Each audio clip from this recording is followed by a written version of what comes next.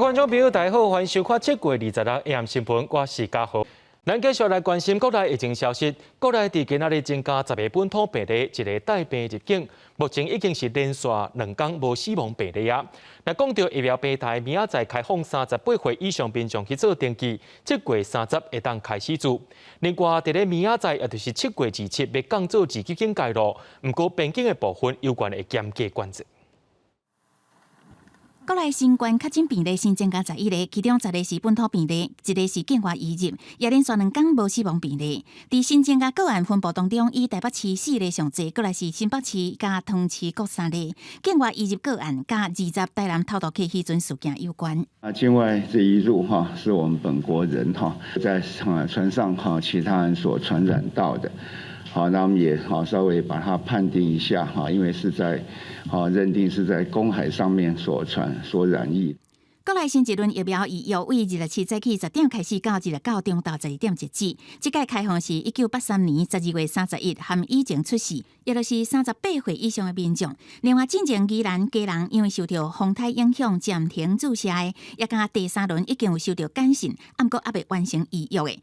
这一轮拢总是144万人，疫苗注射一定是为7月30开始，同款是注 AZ 疫苗。目前要发送的是144万人，那疫苗施打的时间这次列从7月30号到8月6号。虽然国内为27开始调降境界标准到第2级，不过指挥中心考虑到全国新冠肺炎疫情回升，Delta 变异株持续伫位，为了避免境外移入病例增加，决定持续执行严格管制边境。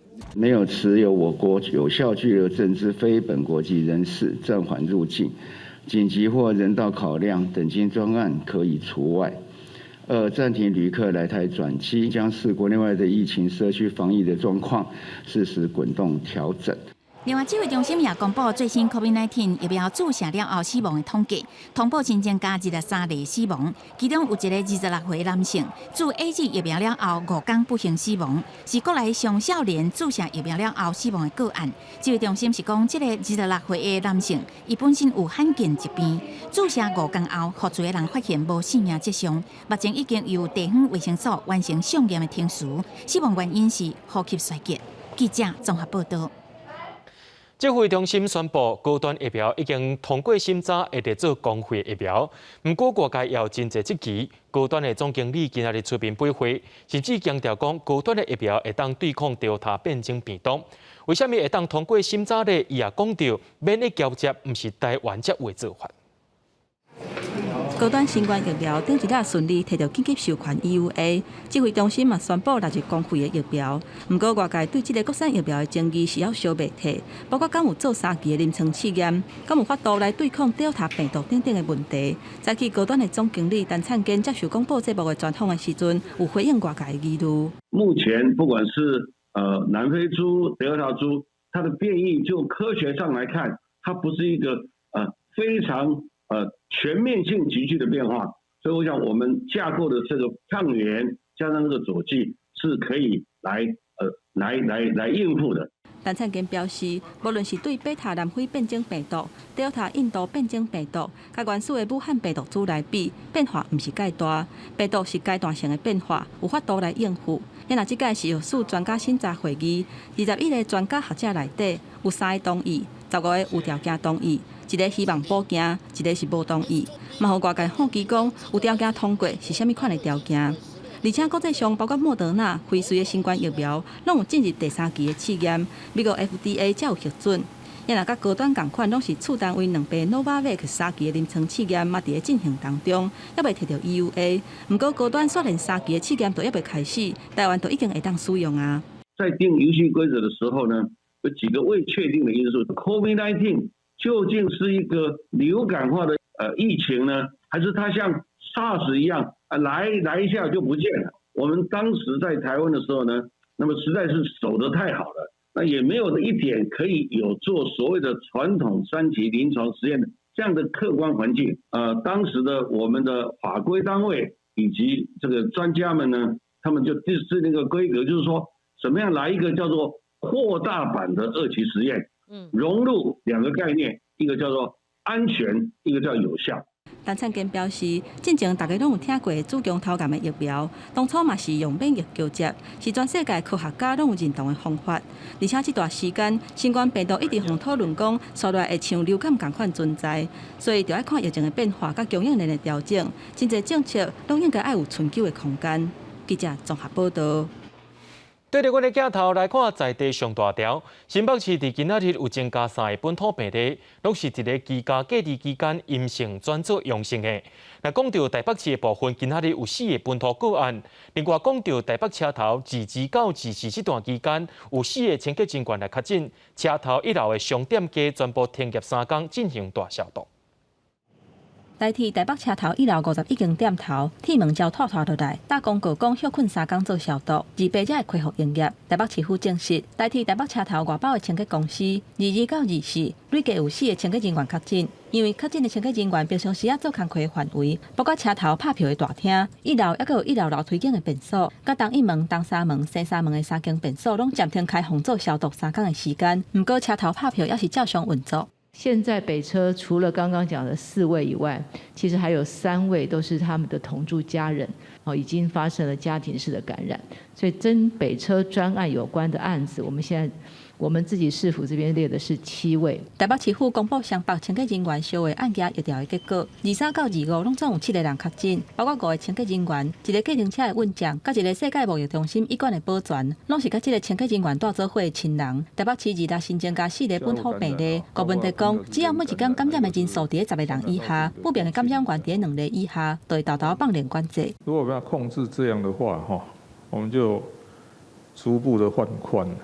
那当然说，如果超过，那当然就要再回收嘛27三级警戒降级，台北市嘛公布保教业开放的指引。若是有确诊者的行踪，就要停课3天；若确诊1个，就要停课14天。若是要恢复上课，就要全部的人快筛是阴性。另外，中央针对莫德纳疫苗，若过期要回收的问题，全台湾目前有7万多吨，台北市就占1万多吨。不过市府不会讲，是因为台北市负责中央的专案较济。即使现在医院这些疫苗，也不是说我们要给谁接种就给谁接种，它还是要按照中央的规定。新北市2日增加3例，拢是居家隔离阴性转阳性，这嘛是从3级警戒以来第2届无新的感染源。市长侯友宜强调讲，未来会持续透过精准疫调来厘清感染源，也有判断群组相关的数据来监测疫情。社区的体检站嘛持续运作，而且嘛会观测包括人阵、车阵、甲景点活动的状态，做到群体免疫的60%以上，我想大概要到10月份才能够做得到。所以我们这一段时间防疫绝对更要谨慎的面对。侯友宜强调讲，只要把喙罨摕落来，病毒就有可能会外传，所以喙罨是上尾的一个风扇。今嘛刚到第2级的防疫警戒，每一步拢要大复在，稳稳行落去，一直到恢复正常的生活。记者综合报道。对7月2日开始，全国3级警戒要降做2级啊。不过，湘北的餐厅犹原无开放内面用餐，民众敢会往北走去基隆，往南走去桃园咧。业者表示讲会做好万全的准备。不过，伫基隆庙口的店家也烦恼讲疫情会搁再弹开，犹原是要互人客包顿去食，讲安尼较妥当。北基的顶馆甲单位整理好清气，经过2个多月，基隆庙口的夜市啊，总算伫个日期要恢复营业。尤其这波调降防疫警戒，湘北并无开放会当伫个餐厅内底食，可能会有外县市的民众想要下区去基隆食饭。有反啊讲，若安尼防疫就要搁较谨慎，亲像准备 QR code、按价棒、喷酒精。有的单位煮物件的大鼎头前有座位，无适合采价棒，就会考虑取消大鼎头前的座位。不放隔板的变通办法就是说，不要坐人。把它隔开，让客人跟食物不要有接触，这样。内用排挤啦，不好做，卖不到几个人也是危险的。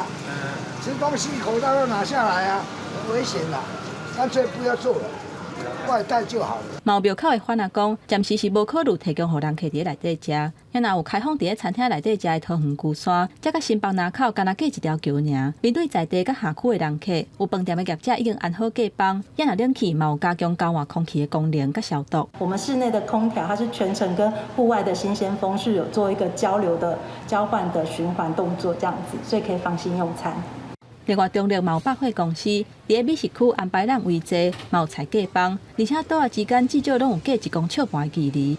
我们明天开始的座位席会减成25%，桃园市政府是公告50%，我们是比50%再减50%。但是不会担心啦，因为现在大家都用梅花座嘛，或者是隔板隔着。目前还是有民众唔敢伫咧店内底食物件，不过另外嘛有民众感觉讲，只要防疫工作做好好，就会当安心来食饭。记者综合报道。讲到降级了后，湘北以外地区拢有开放餐厅用餐，店家也进行大规模的消毒，按计帮让为主。有一寡县市是要求这办桌的餐厅就要甲菜分做一份，或者是改做一人一套料理。自助餐的部分也要有人来替你硬菜。走到地板，为包厢甲厨房的料理台、刀具、鼎卡啊，全部消毒切好清气。为了迎接开放店内用餐，国内连锁餐饮集团将旗下分店详细大规模彻底消毒。除了双北、宜兰外，全台172家门店，动员近350人次，聘请专业的消毒团队，仿照国军化学兵的高规格作业进行消毒。干那消毒也无够，爱符合中央规定，店内用餐防疫指引。每一个餐桌也拢爱设置有架帮，像汤圆中立休困服务站、用餐区若架设架帮座位安排，也改造梅花座已经准备好迎接降级开放。指挥中心规定，店内用餐防疫指引需要公告用流人数，室内上限50人，室外100人。佮规定袂当达到敬酒，要求桌甲桌之间的距离大过等于1.5公尺。也是改做独立包厢，闸边隔开，共桌爱设置架帮，也是梅花座扭开距离。有一寡县市比中央规定较严格，像台中市内用采取限制性开放方式，除了遵照中央指引，佮要求用公地母匙。嘉义县规定，若讲是合菜，爱先分菜了后才会当上桌，也是改做套餐。高雄市佮较要求座位采用模拟型架帮。西式自助餐要求需要专营的菜，另外餐点改做个人套餐，也是餐鸭肉，以无强食为原则。虽然店内用餐规定严格，不过多数民众也是选择观望，唔敢伫店内食物件。我们毕竟都还没有打过疫苗，就是先在台北好好待着就好。希望等那个再稳定一点，因为你不知道别人的状况啊。维持现状，买在家吃就好。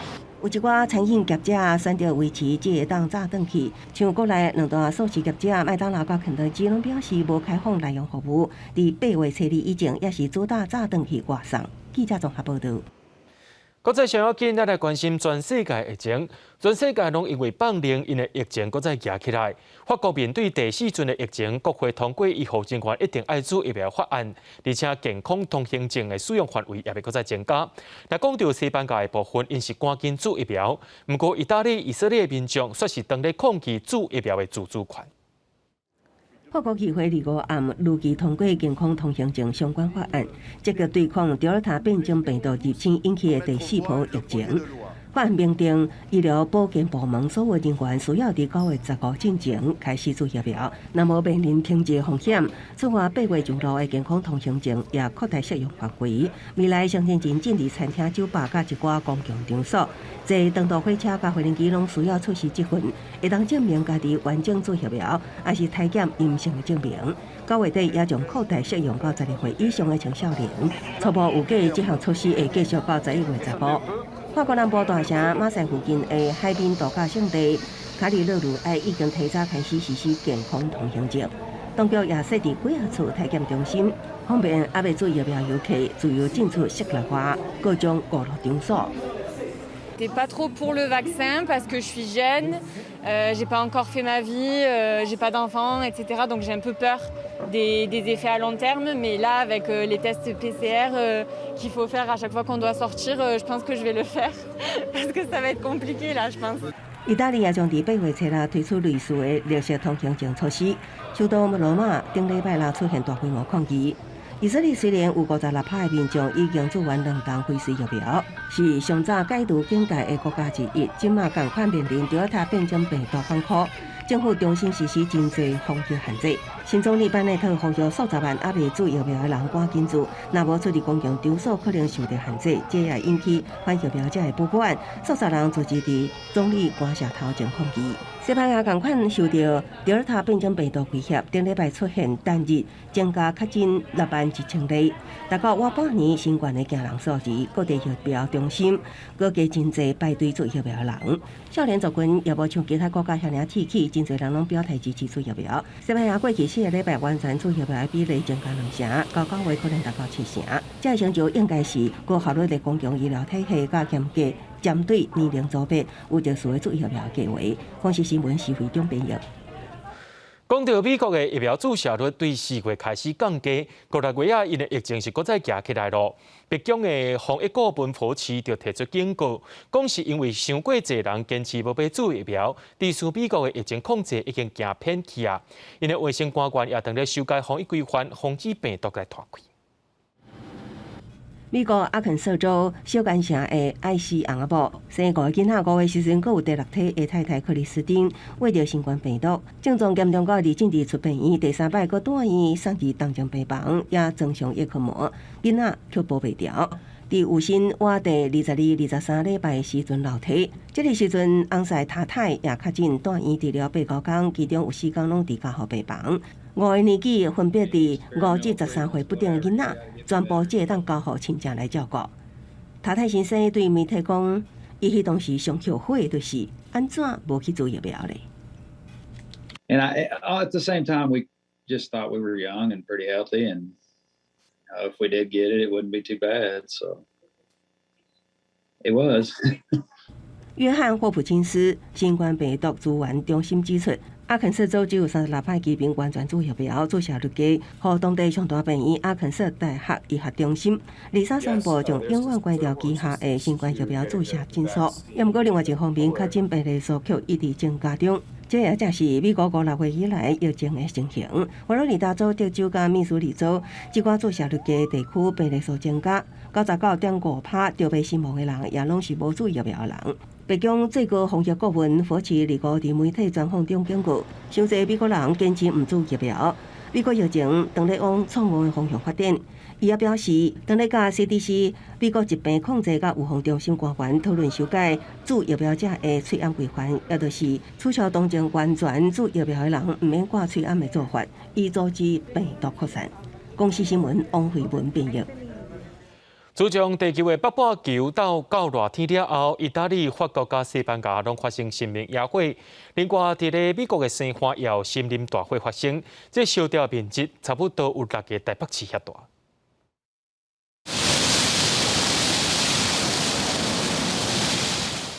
原本直直的树啊，未堪哩大火烧，就安尼烧甲倒去。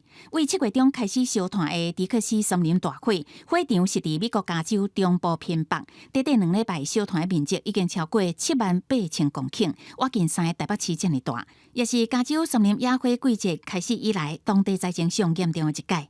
同款伫西岸的奥勒冈州灾情更较严重，南部挖近加州的雪桐山当地烧炭，已经烧毁的森林超过122000公顷，拢总是2个州加起来，因为火灾威胁被逼避难的民众，上济时阵达到2000人。伫大西洋另外一边的奥勒地区，野火灾情嘛无较输。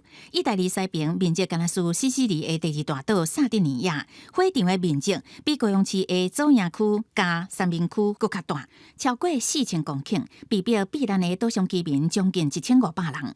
另外包括着警消人员甲红十字会的人力，当局部署7500人伫个岛上执行紧急应变措施。欧洲新闻台进前的报道是讲，宽地中海的欧洲各国也甲中欧地区今年热天会拄到创纪录的高温，随上为法国南部甲西班牙东部，到瓦近土耳其甲希腊的塞浦路斯岛，拢传出规模不等的森林野火，也加重各地的烧风威胁。除了森林野火甲破纪录的高温，包括着中国华北甲欧洲的大水灾情，拢伫联合国气候变迁专家的会议上，成为关心甲讨论的焦点。公司新闻徐家人编译。自从疫情爆发了后，咱台湾封锁边境，就妈妈是台湾人，甲囡仔带回来台湾，却因为囡仔的爸爸是美国人，就无法度入境。后来有向指挥中心申请了后，指挥中心表示，根据着人道关怀这款的情形，会用专案来申请。好想你，好想你，好想你，好想你。这回小枣甲踮伫美国的爸爸实心欢喜的唱着祝寿礼，这也是几个月来伊思念爸爸心情。佮较写一场注音插着中文字的定情批予政府。一年前，一家3个人打算回来台湾定居，想袂到回来进前疫情爆发，台湾宣布边境管制，妈妈带着小枣先回来台湾。也毋过美国这个爸爸到今嘛拢也无法度入境台湾团圆。我们这次回台湾，其实已经丢掉了跟捐掉70%的东西，因为我本来就是回台来照顾父母，有经过很多不同的管道，想试图申请专案，可是就直接被打回票，说这边没有办法受理，所以你可能要再找另外的单位。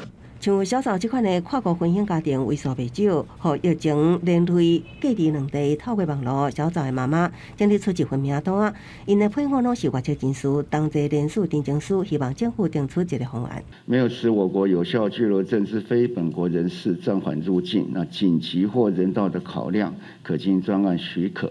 好，那这一部分那可能要请相关的权责单位来跟我们提出来，有相关的人道的考量的时候，那我们再来做相关的考虑。2月下昼1点半左右，小枣的妈妈接到副指挥官陈宗彦的简讯，表明已经请外交部协助，予伊非常的惊喜。期待小枣的爸爸早日会当移转安置境。除了这之外，就算27起境界降做2级。指挥官陈时中尤愿表示，维持边境管制，看情况才做随时调整。记者综合报道。有真侪人会去关岛注疫苗，台湾的旅游业者也希望重新启动台湾甲别流的旅游气泡，互民众度假兼注疫苗，而且希望讲是去回来了后唔免隔离。再去外交部甲交通部也拢有开会讨论。台湾本土疫情3级警戒降级，别流真积极，期待当重新启动双方的旅游气泡，互台湾旅游业者感觉有希望。日头早起11点，甲外交部、交通部开会讨论，希望等来台湾的时阵会当免隔离，来提升游客参与的意愿。因为唔那是关岛，去别流赶快会当度假兼注疫苗。根据旅游泡泡的精神，回来台湾是不需要去住隔离旅馆，这个部分来讲又省了隔离旅馆的费用。这个部分确实会影响到买气，帛琉泡泡会比关岛有竞争性。在会议当中，国内的业者代表他们曾经提出一些振兴台湾跟帛琉观光旅游的建议，并且就具体的可行方案我们进行沟通跟交流。外交部我们会在符合指挥中心的防疫指导原则之下，来会诊相关具体可行的建议方案，来送请指挥中心核定。新冠疫苗无论是高生、辉瑞、莫德纳、别流拢有，而且别流当地人口75%已经有注过疫苗啊。达成群体免疫的目标，有关等来台湾5天内爱做 PCR 的检测，也有14天内爱自主管理的措施。指挥中心敢会放零？帛琉这边回来检疫的期间，我们大概就会以上一次的为标准，然后再会做一点检讨。对外交部，要去讨论这个帛琉相关的旅游事项那我们就是会尽量来就是看怎么样能够兼顾防疫跟旅游的必要性与配合。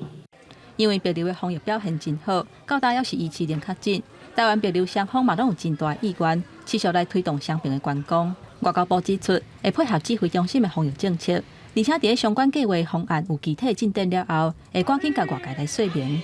记者综合报道。台北市幼儿园27就要开放下，不过有不少家长考虑到疫情，工谈遐紧就甲囡仔送回去幼儿园咧。也有家长烦恼讲，等候到因上通啊，无的确已经无命个。囡仔入门爱消毒，桌仔嘛用假绑假开。台北市幼儿园27就要开放，教育局人员提早巡视，不过因为人数减半，嘛有家长拄到甘要即马送囡仔去学校的难题，因为惊较晚送就无命假。现在我的工作又还没说要回去上班，想说如果等到我居家上班结束之后再送小孩子去的话，那会不会就没有名额了？刘先生表示，像伊踮厝上班，阁延1礼拜才无连面向幼儿园登记。毋过前2天问幼儿园，已经剩无几个位，互伊感觉是先抢先赢。即马伊嘛咧观察开放后的情形。市府讲以各类人为优先，包括双薪家庭，但是幼儿园人数那济，是要安怎来审核？这个部分如果真的超额的时候，可能就必须要从园方这边跟家长去做沟通，大概有一个有条件的一个开放就是在50%。那当然8月9号以后，我们也会再视这一周的一个状况，再做一个滚动修正。教育局表示，卡苏纳幼儿园的空间有够，上济就是收总人数的一半。那真正有家庭有照顾的困难，嘛会看状况安排。不过目前是关键2礼拜，还是希望以防疫人员中低收入户的囡仔先收为主。记者陈雅文随台北报道。嘉义县社会处表示，县内有真侪民众需要社区的中照服务。县内18间日照中心，其中有9间已经通过防疫计划审查，对日一开始就会当开始照顾视托人啊。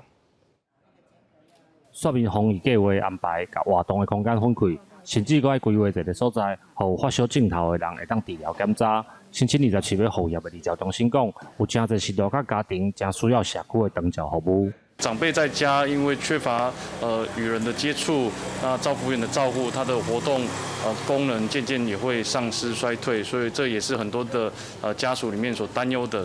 嘉义县目前有18间日间照顾中心，申请要第27复业的日照中心有9间。社会局表示，这9间中心的工作人员拢爱做过预防针，要回来的时段若无做过疫苗，嘛需要提供抗原体检也是 PCR 检验的阴性证明。我们工作人员跟住民的一个疫苗的接种率有没有达到80%？第二个就是它的一个健康管理，以及那个空间环境的一个配置，跟后续的一个维护情形。社会局表示，社区日照中心的服务会当照顾一寡适龄的时段，嘛，互因的家庭会当休喘一下，会随时来检查县内所有日照中心的防疫管理，保护工作人员甲时段的健康。记者林慧婷嘉义报道。高雄的区车头今日开始进行刷位的大工程，高雄快车头有2500栋协同，顺利往北刷20公分。规个工程按算伫9月底就会刷到中山路正对面，这栋地关式的建筑也会成做高雄车头的新大门。今天大概会移动到几公分啊？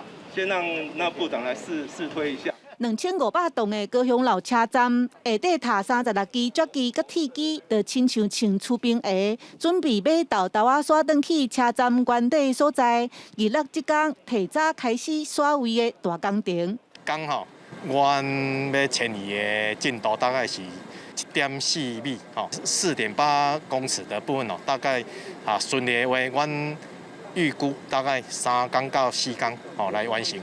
交通部长王国材伫高雄铁路地下化工程开始的时，是高雄市交通局长，伊见证高雄老车站等外界的历史。老车站的四角形厝顶，亲像伫一顶棺木，是日本时代特有的地冠式建筑，目前一定是历史建筑。这届创下全台上大文物刷位的纪录。一个城市的记忆，如果一个新的建设就把它抹灭掉，是很可惜的。那现在因为有这个保留，所以这个80年的车站回到我们高雄新站区的中央，让高雄人永远记得这个车站的过去。对日开始，高雄老车站先往北边刷4.8米，然后搁对西边刷将近58米。按算9月底会当搬转来高雄新车站的大门，明年1月定位，以后要成做历史展览的空间。记者邓亚文、赖维做高雄报道。明仔载天气是好也是歹，做伙来看预报，恁就知。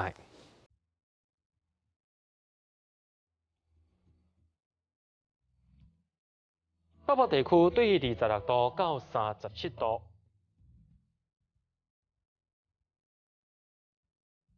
中部地区对26度到35度。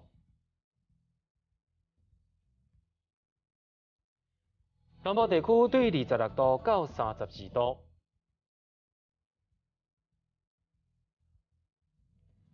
东部地区对27度到34度。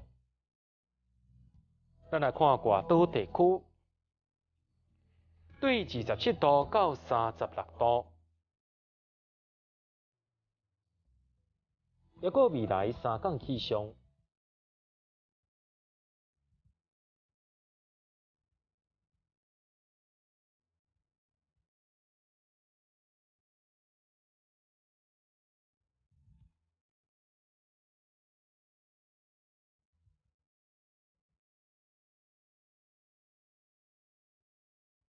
新闻最后，感谢各位观众朋友收看今日 AM 新闻，我是嘉豪，咱明仔载同一时间再会。